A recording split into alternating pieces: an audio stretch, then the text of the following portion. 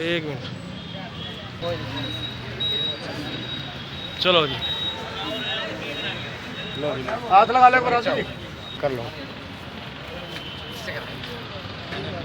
तो आप लोग जोर से हमारा संविधान जिंदाबाद। लेकिन उससे पहले वही समाज आगे बढ़ता है, वही समाज और अपने बच्चों को आगे लेके जाता है जो शिक्षा पे ध्यान देता है। भाई जो पंजाब से आए हैं उन्होंने कहा था भाई वो नहीं मानते कि शेरनी का दूध है, ये तो अमृत फल है। बात सही है। जिस आपसे हर कोई चीज कोई छीन कर ले जा सकता है, लेकिन आपका ज्ञान तो कोई नहीं छीन सकता आपसे। वो तो आपके अंदर रहेगा, इसको कैसे छीन के ले जाओगे। और जिसके अंदर ज्ञान होगा, जो शिक्षित होगा, वो आगे बढ़ेगा, उसके कदमों को कोई रोक नहीं सकता, चाहे मोदी आ जाए चाहे आरएसएस आ जाए। मैं ये बात आपको कहना चाहता हूं कि देश के आजादी के बाद भी आज भी आपको अपने हकों के लिए लड़ना पड़ रहा है, क्योंकि हम संगठित नहीं है। हमें संगठित भी रहना होगा, हमें अपने बच्चों को शिक्षा भी दिलानी होगी ताकि उनको अपने अधिकारों का पता लग सके। एक तरफ तो वो सरकार है जो इस देश को टुकड़ों टुकड़ों में बांटना चाहती है, इस देश को धर्म पर, जाति पर इस देश को तोड़ना चाहती है। एक तरफ वो पार्टी है जो इस देश को जोड़ना चाहती है। आप लोगों ने सबने देखा है, देश की आजादी के बाद जब बाबा साहब ने ये संविधान लिखा, तो उस संविधान के अंदर चाहे कोई व्यक्ति कहीं पैदा हुआ हो, किसी कुल में पैदा हुआ हो, उसको जाति के नाम पर, रंग के नाम पर कोई भेद नहीं कर सकता, उसके अधिकारों से कोई वंचित नहीं कर सकता। ये हमारे संविधान में लिखा है कि भाई पूरे शहर में हर चौराहे पर किसी न किसी महापुरुष की मूर्ति लगी है। आप भी यही चाहते हो कि भाई जो चौराहे बचे हैं उनमें वाल्मीकि चौक भी बन जाए, रविदास चौक भी बन जाए, यही चाहते हो। इतनी सरकार से आपकी मांग थी, लेकिन सरकार ने आपकी मांग नहीं सुनी और 10 महीने हो गए आप लोग यहाँ लगातार धरने पर बैठे हो। आप 10 महीने से यहाँ बैठे हो, इस विधायक ने आपकी कोई सुध नहीं ली। ये लोग हर व्यक्ति को ये बैठकर सिर्फ यही प्लानिंग करते हैं कि किसको किस जाति में कैसे बांटा जाए, किस धर्म के आदमी को कैसे बांटा जाए। यहाँ का विधायक सारे घूमता है, और मैं शुरू से कहता आया हूं कि वो जब ये कहता कि मैं 500 करोड़ रुपए जींद शहर के लिए लेके आया हूं, 600 करोड़ रुपए लेके आया हूं, कहीं लगता देखा आपने? पीने का साफ पानी जींद शहर के अंदर नहीं है, पीने का साफ पानी। कहां भ्रष्टाचार नहीं हुआ?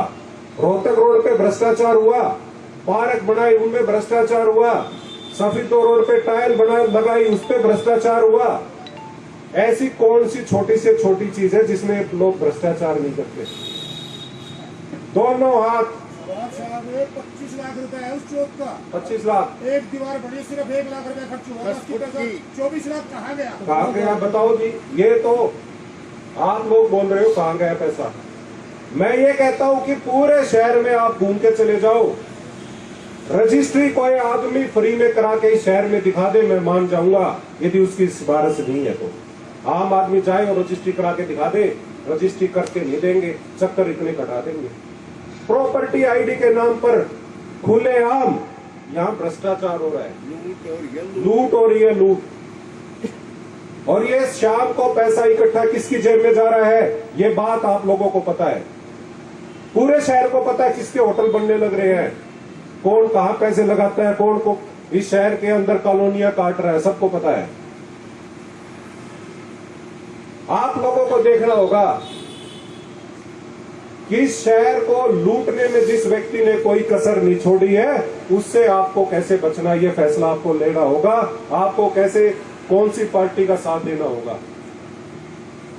और खुलेआम लूट है, आप ये मत सोचो कोई सा महकमा हो, टेंडर जब लगेगा, जब उसका कमीशन पहुंच जाएगा, इतने चाहे ठेकेदार 6 महीने से टेंडर अपने नाम छुड़ा ले, कुछ नहीं होगा। होता है ना, ये रोड कितने दिन में बना, जब कमीशन सेट हुआ उसके बाद चालू हुआ, सारी दुनिया रो के मर गई। रोहतक भिवानी रोड पर विधायक जी 8 हमारे वार्ड आते हैं, 31 में से 8 वार्ड के लोगों की जिंदगी नरक बना दी है।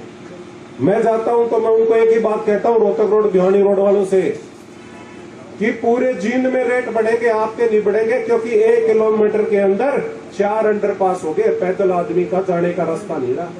25% की आबादी को कट कर दिया है। और किस लिए कर दिया? क्योंकि घुमा फिरा के जितना बढ़ेंगे, जितने अंडरपास होंगे, उतना ही कमीशन चलता रहेगा। भिवानी रोड पे जो अंडरपास चल रहा है, 4 फुट की जगह नहीं है, लोग रो रहे हैं, जिनके घर के आगे वो बढ़ने लग रहा है। अंडरपास से पैदल आप जा नहीं सकते, कोई प्लानिंग नहीं है, व्यापारी परेशान, आम जनता परेशान, माँ बहनों को शहर में आने में परेशानी है। तो आप काम क्या कर रहे हो? 4 बार से आपका परिवार जो है जींद में है, 4 बार से विधायक है, सिर्फ लूटने का काम किया है और कोई काम नहीं किया। तो ये बातें भी मैं आपके बीच में कर, क्योंकि 5 साल पछताने का कोई फायदा नहीं है भाइयों। ये इलेक्शन टाइम है, मैं कई देर होगी बोलते हुए, लेकिन 2 मिनट और लूंगा, क्योंकि 5 साल तक हम एक दूसरे को कोसते रहते हैं, बड़बड़ाते रहते हैं कि ये कर गया, वो कर गया। अरे इलेक्शन 1 महीने में ना ऐसी हवा आती है, उसमें आदमी का पता ही नहीं लगता, और फिर 5 साल रोता है। मजबूत हो जाओ, अपने दिल दिमाग से जो आपके हक की लड़ाई लड़ता है, जो पार्टी आपकी आवाज उठाती है, जो भाई आपकी आवाज उठाता है, आप उसका साथ दो, नहीं तो ये भ्रष्टाचारी और ये लोग फिर आ जाएंगे। मैं ये कहना चाहता हूं, क्योंकि इलेक्शन के दिन नहीं है। और जहां तक हो सके आप अपने भाइयों को, बहनों को, रिश्तेदारों को, सबको कहो, सारे एक हो जाओ। अभी राजस्थान में सरकार बनाई थी ना, 13 सीटों पर कांग्रेस आगे दिखा रही है। दिल्ली में देख लो, आप हरियाणा देख लो, कोई कहता शर्त लगा रहे, बीजेपी वाले लगा रहे। शाम को मिले थे एक शादी में, बोले 6-7 तो कांग्रेस की लगती है। 6-7 नहीं, 10 में से 10 गठबंधन जीतेगा। आप देखते जाओ, 10 में से 10 जीतेगा। एक भी आदमी इनसे खुश नहीं है। तो ज्यादा समय ना लेते हुए, जो ये नौजवान साथी सामने खड़े हैं, भाई संगठित रहो और सिर्फ एक नजरिए से मत देखना। क्योंकि जब मैंने शुरू किया था भाषण, तो मैं कहा था मैं देवीदास की बातों से सहमत नहीं हूं। बाबा साहब एक व्यक्ति और एक जाति के नहीं थे, वो हर समाज के लिए उन्होंने काम करके गए हैं, हर समाज के लिए संविधान लिख के गए हैं। तो ये मत सोचो कि वो सिर्फ हमारे हैं, ये कहो वो हम सब के हैं। हमारे भी उतने हैं जितने आपके हैं। संविधान इस देश के लिए लिखा है, जो आज इस देश की जिसमें बुनियाद टिकी है, वो बाबा साहब अम्बेडकर लिख कर गए थे। उनको एक मोमेंटो देकर के सम्मानित किया जाए। हमारे बीच में